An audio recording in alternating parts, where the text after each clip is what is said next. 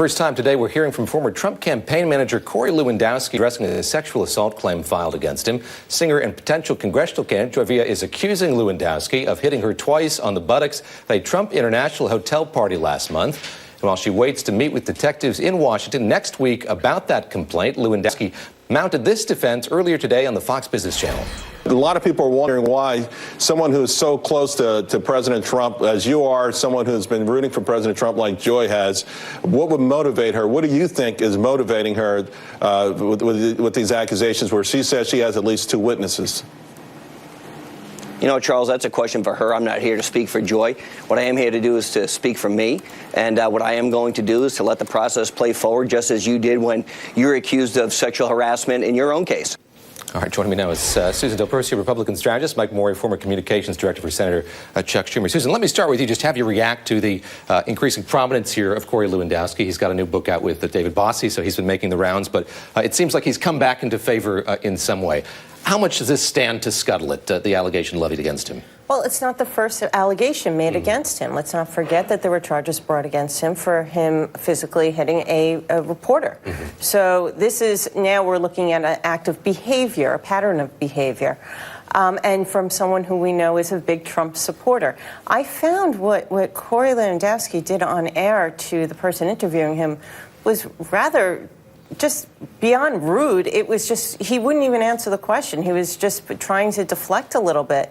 And that really shows his tone deafness to the issues at hand, especially now in the Me Too movement. Yeah, Charles Payne there, the anchor for the Fox Business Network, has had some allegations against him as well. Mike Morey, let me read a little bit here from Politico piece about the political activities within the West Wing. The president met with Lewandowski and several White House aides on Wednesday in the Oval Office for more than an hour amid what outside advisors describe as a big push to get Lewandowski and former deputy campaign manager David Bossie into the White House. Why the interest here? What is it about the particular brand of politics that Corey Lewandowski espouses and practices that's attractive to this president and the Republican Party going into 2018? He's not all that different than the president himself. I mean, he's bombastic. He's unapologetic. I don't think it should shock anyone that Corey would be even considered as part of the inner circle after accusations like this, particularly when you think about the fact that these kind of accusations don't bother the president so long as you're loyal. I mean, it didn't bother the president that he supported a Senate candidate who was accused as being a pedophile, let alone a campaign manager who he's trying to bring back into the circle, who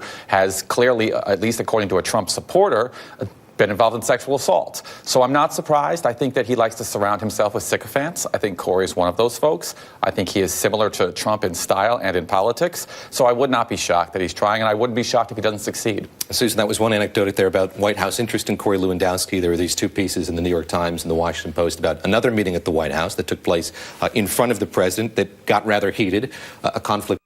Bill Stepien, the White House political director, and Corey Lewandowski. I'll read from the New York Times piece on that. Mr. Lewandowski aggressively criticized the Republican National Committee as well as several White House departments. 5 people briefed on the discussion said. He told the president that his government staff and political advisors at the party committee were doing little to help him. 3 of the people briefed on the meeting said. Talk a bit about the relationship as it's supposed to be between the White House political staff and the party, and what role do you expect the president to be playing, the White House to be playing, as you look ahead to these congressional midterms? Well, first and foremost, it's a lot easier to throw stones at a situation when you're not living it, breathing it day in and day out. So Corey Lewandowski, it's very easy for him to say things like Mike was saying to kind of placate the president and kind of play to his ego. The relationship between the White House and the RNC in this case should be very strong. The president is the leader of the RNC. He should be dictating it. The fact that there was pushback, at least rumblings, that the chairwoman didn't want to give money to Roy Moore, and she was very concerned when the president was basically, his political director said, go ahead and we have to get back involved in this, is somewhat heartening, but it wasn't enough for her to step down, and that really would have been the right thing to do in that particular case. But the political operation inside the White House and outside of the White House is like everything with Donald Trump. There is no rhyme or reason. There is no strategy. There is no proper planning. There is no organization. They think if they're just raising money, that's all that needs to get done. Republicans are going to be in a lot of trouble in 2018, and they need organization, something that is not there. And I'm not usually in the business of defending the RNC, but the fact of the matter is they're supposed to work in concert. However, if you have a White House that has no actual political strategy and things get taken care of in 280 characters online in any given moment that throws everyone for a tailspin, how can you then blame the RNC or the political staff of your party for not being on board or not fulfilling some sort of master strategy? There is none. And so if you're at the top and you're the president and you have no master strategy, how can you expect the professional political staff to actually do their job? Mike Morey, let me ask you about enthusiasm and the balance between that and resources. When you look at what the DNC has versus, there are these pieces about how many Democrats are running for 2018. They're participating in more races or thinking they're more viable in races than they have been in the past. The Wall Street Journal writing about this. The Democratic National Committee has $6.3 million in the bank on December the 1st, while the Republican National Committee had 6 times as much at $40 million, according to documents the parties filed with the Federal Election Commission.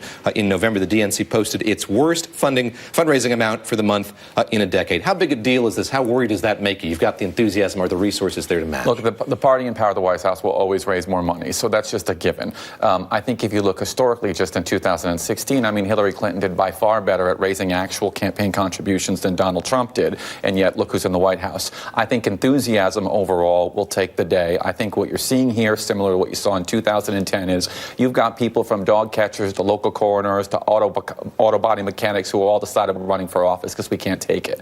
That kind of enthusiasm, and I think you saw it across the board in local elections this past November, will far and away carry the day come November of 2018 than you will see from just campaign contributions alone. But you need that organization You do. and you need that money, because without that, one of the things that actually the DNC was very successful at in the Roy Moore, Doug Jones race was staying under the radar vocally and putting grassroots down about 5 weeks out when those allegations came out against Roy Moore, and getting a very strong ground game out there that could turn out. So that is going to cost a lot of money. And let's face it, we also know that the Democratic Party had a problem with the organization in 2016. That was also not one of their strong suits. Yes, Hillary Clinton raised a lot of money, but they were not able to recognize where to turn out people. And that's why they lost by 80,000 votes on the electoral map. Susa, very quickly here, does your Republican Party want to reckon with what happened in Alabama, or is it keen to move on? What do you think the conversation is going to be like? What are the lessons to be learned from what happened? Well, I think every Republican wants to run away from what happened in Alabama, of course, except for the president. Apparently the president, too. Who It's Jeff still, Sessions' for fault. some unknown reason, likes to tweet about it here and there.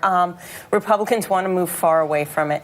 They are hoping that they can run on the tax plan that just went through. So those tax cuts are going to go through. But it's going to be very hard for them, as we know that the party in power in midterm elections traditionally does not go well. Add to that, you have a very unpopular president of the party, and that is going to have a lot of Republicans scrambling in competitive districts, obviously. And with gerrymander the way it is, if you're deep blue, you're deep red, you're fine. But those middle-of-the-road seats, there's going to be a lot of scrambling. And it's hard to run away from Roy Moore when the National Party sent him cash. When the President of the United States backed him up. Couldn't agree with you more. Mike, Susan, thank you both very much. Mike Morey, Susan Del Percio joining me here in New York. And up next,